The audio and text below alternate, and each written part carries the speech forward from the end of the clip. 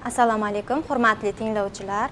Bugun sizlar bilan resin art sohasida dengiz kartinasini yasashni o'rganamiz. Resin art sohasi o'zi nima? Resin art birinchi bo'lib kimyogarlar tomonidan kashf qilingan. Keyinchalik esa bu san'atga kirib kela boshlagan. Xo'p, resin art ya'ni resin degani qatron, art san'at degani. Resin artda biz faqatgina mana shu bizni xomashyomiz, asosiy xomashyomiz bizni epoksidnaya smala bilan ishlaymiz. Hozir sizlar bilan dengiz kartinasi uchun nimalar kerak bo'ladi? Ular haqida ozgina suhbatlashib olamiz va resin art sohasida ishlash uchun avvalo texnik xavfsizlik qoidalariga rioya etish kerak. Buning uchun biz avvalo resin art sohasida ishlaganimizda albatta respirator, maskalar bilan ishlaymiz va qo'limizni ham himoya qilamiz, chunki smala bu kimyoviy modda, qo'lingizga tekkanda o'sha sizga allergiyasi bor odamlarga ta'sir qilishi mumkin. Albatta perchatka bilan ishlash kerak.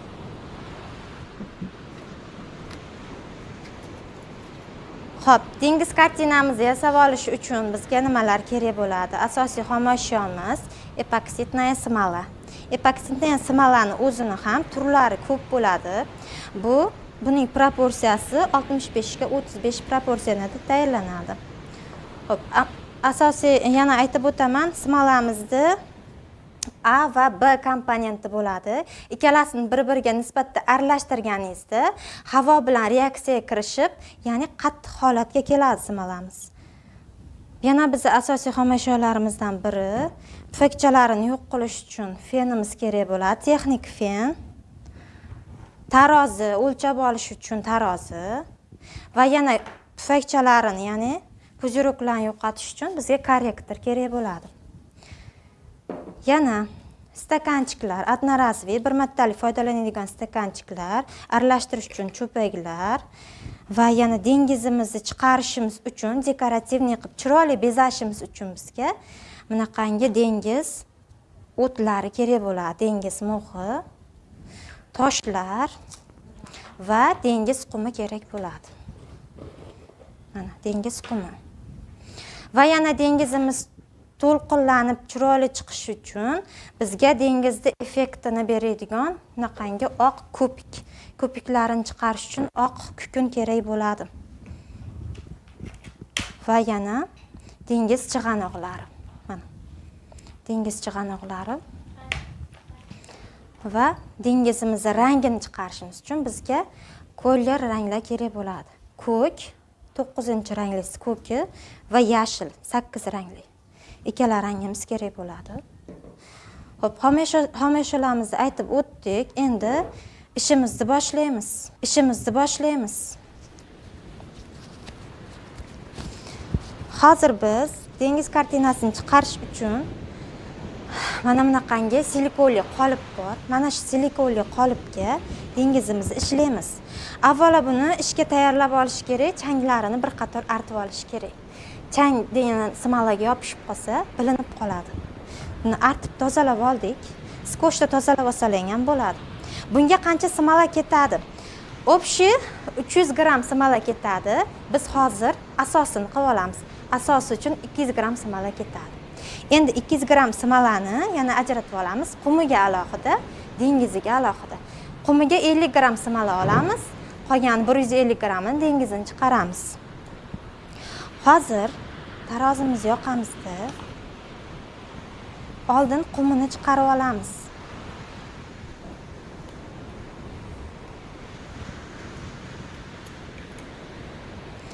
Qumiga mana bu stakanchikni gramini chiqarib tashlab hisoblaymiz. Xo'p, 50 gram smala tayyorlab olish uchun bizga 32,5 gram smala, 17,5 gram отвердитель qo'shamiz.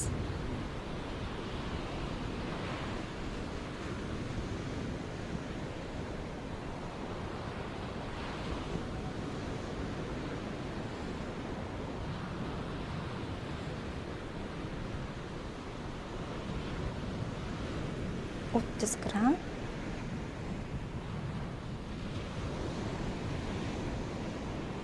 Mana 32 gram qo'shib oldik.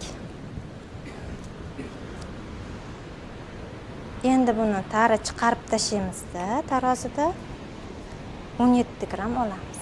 Quyib olamiz.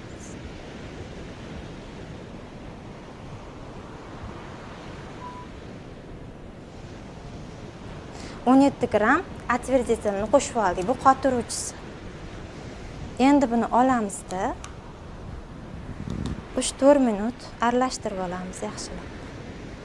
Birinchi aralashtirganingizda ko'ryapsiz, xiralashib, ikkala bilan отвердитель bir-biriga aralashib, xiralashadi. Yana ozgina aralashtirganingizdan keyin yana tiniq bo'lib o'zining holatiga qaytib oladi, shaffof bo'lib.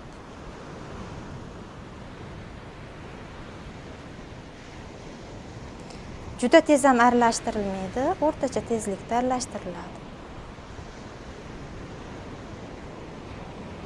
Tez aralashtirsangiz pufakchalari ko'payib ketadi. Mana ichida pufakchalari bor, gazli pufakchalari bor ichida. Yaxshilab aralashtirib olamiz sekin. Endi qumiga 50 gram smala tayyorlab oldik. Endi dengizini chiqarish uchun 150 gram smala tayyorlab olamiz. 150 gram tayyorlash uchun 97 gram smala qo'yamiz.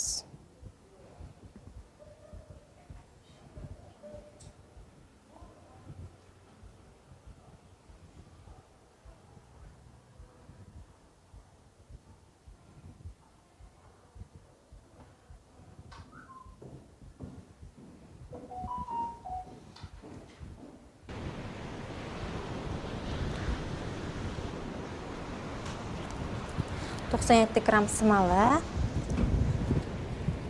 chiqarib tashlaymiz buni. Xo'p, 52 gram отвердитель qo'shamiz.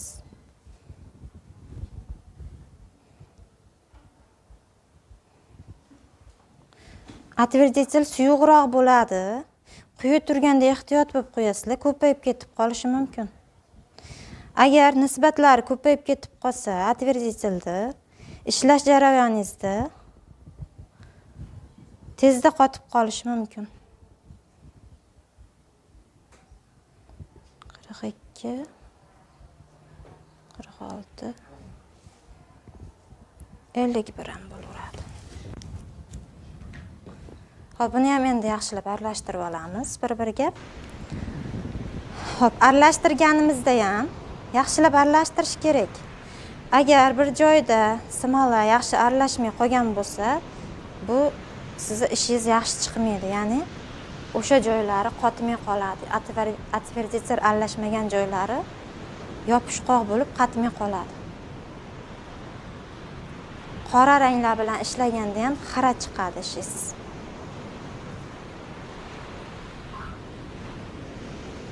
Mana xiralashdi. Yana o'zining holiga qaytadi, tiniqlashadi.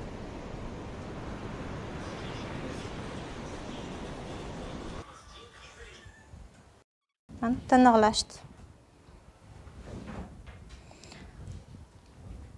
Xo'p, smalalarimizni tayyorlab oldik. Endi dengizimizni qumini chiqarib olamiz. Smalamizga qum qo'shamiz, dengiz qumini.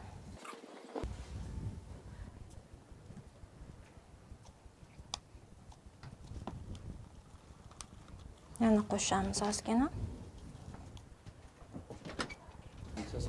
Yo'q, buni qarang. Gramlamaysiz buni. Qo'yiqligiga qarab mana. Agar suyuq bo'lsa, tagiga cho'kib qoladi-da, betida smala bo'lib qoladi betiga. Buni qo'yiqligiga qarab qo'yiqroq bo'lishi kerak. Xo'p, solib aralashtirib oldik. Endi dengizda qaysi joyi qumlik bo'ladi, uni chegaralab olamizda, quyib chiqamiz.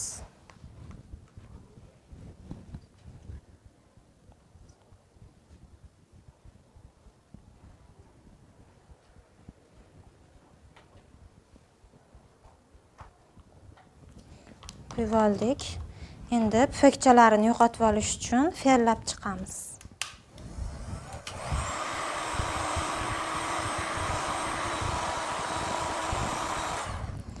Dengizimizni qumini tayyorlab oldik. Endi ranglarini chiqaramiz. Smolamizni ikkiga ajratib olamiz. Va yana ko'piklari uchun ham ozgina smolab qo'yamiz.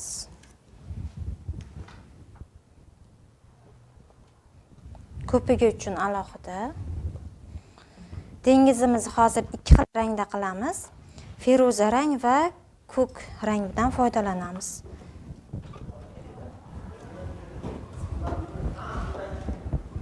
Yashil qismini chiqarish uchun yashil kollerimizdan aralashtirib, tagiga cho'kib qoladi rangi.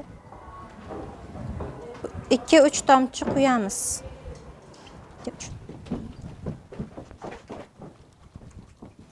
Yaxshilab aralashtirib olamiz.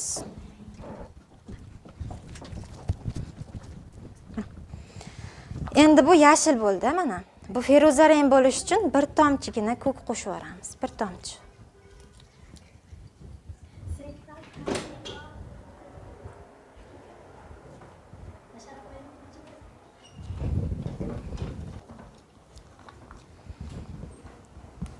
Aralashtirib olamiz yaxshilab. Bu tinib turadi. Endi dengizimizni ko'k rangini chiqarib olamiz. 3 tomchi ko'k qo'shamiz. Bunga 1, 2, 3. Va 1 tomchi endi bunga yashil qo'shamiz.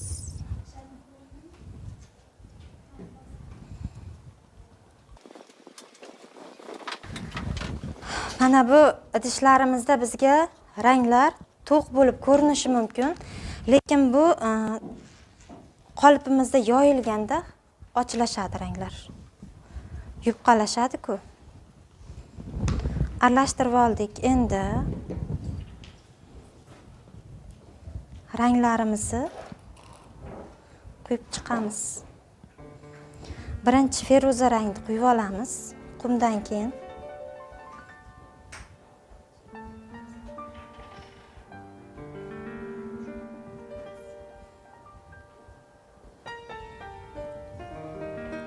ranglarimiz sekin yoyishni boshlaydi. Boshigacha yetib bormasligi uchun ko'kni quyib olamiz boshiga.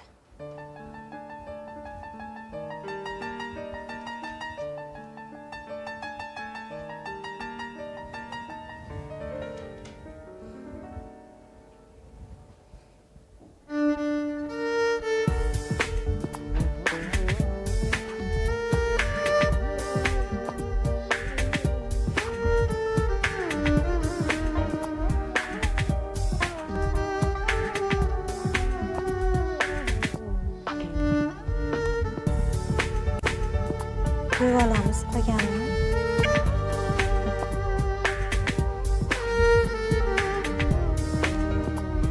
Quyib oldik. Endi buni tufakchalarini yo'qotib olamiz.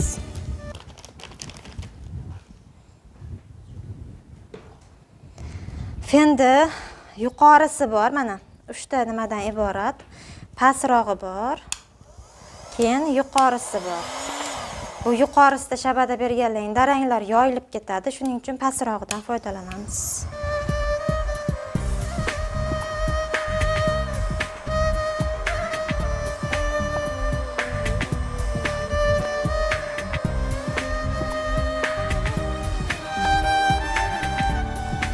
Tufakchalarni yo'qotib oldik.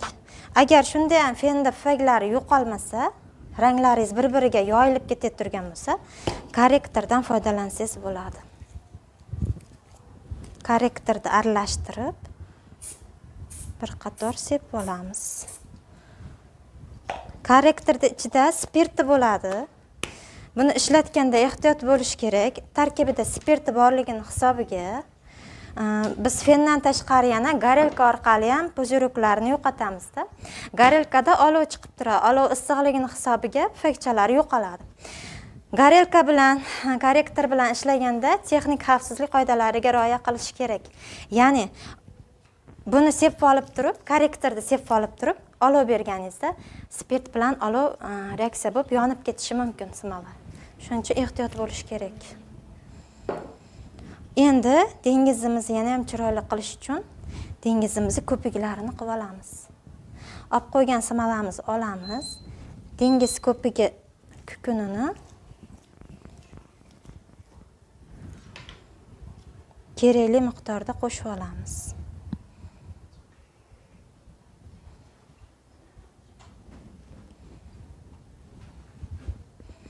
Yaxshilab aralashtirib olamiz. Kukunlari burda-burda bo'lib to'planib qolmasligi kerak. Yaxshilab aralashish kerak.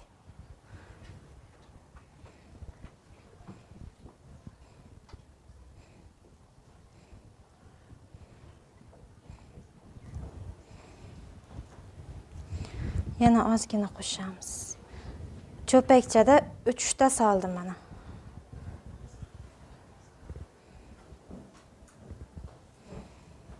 Yana aralashmagan joylarini, burda-burda qolgan joylarini cho'pakda ezib olsalang, maydalanib, yoyilib ketadi.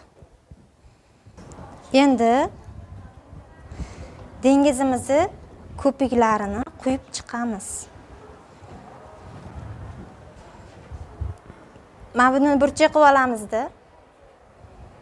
Mana, ko'p quyilib ketmaydi. Burchak qilib olib, bir boshdan quyib chiqaveramiz.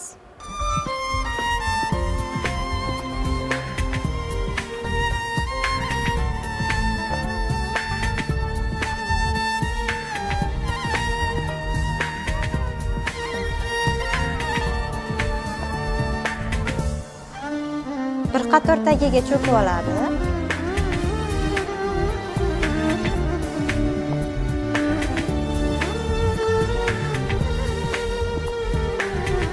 Endi fenda yoyib, ko'piklarini chiqarib olamiz.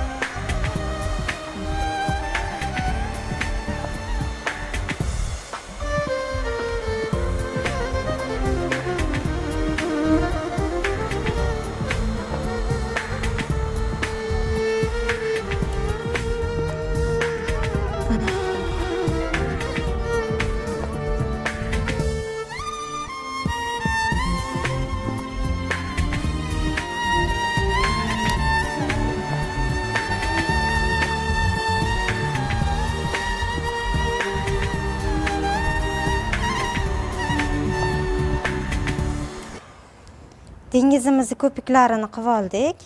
Endi buni bezab chiqamiz. Manaqangi dengizda mo'xlari bo'ladi. Dengiz mo'xi bilan ishlaganda oxirgi etapda ishlash kerak. Fe'llaganimizda bu chunki kuyib qolishi mumkin.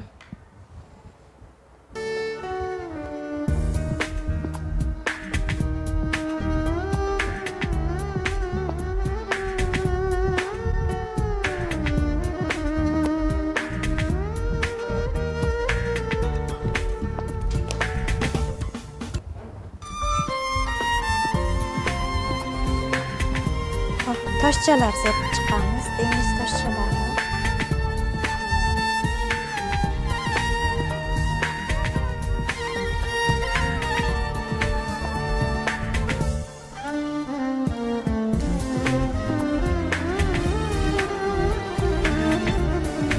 Va dengizda yana chiroyli qilish uchun chig'anoqlardan foydalanamiz.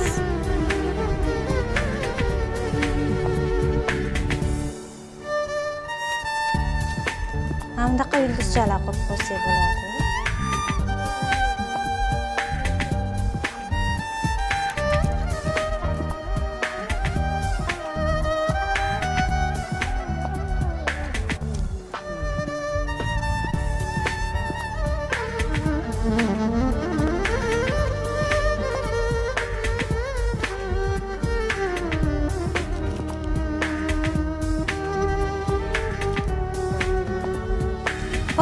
qirg'oqqa chig'anoqlarni oqizib olib kelib qo'yganga o'xshaydi.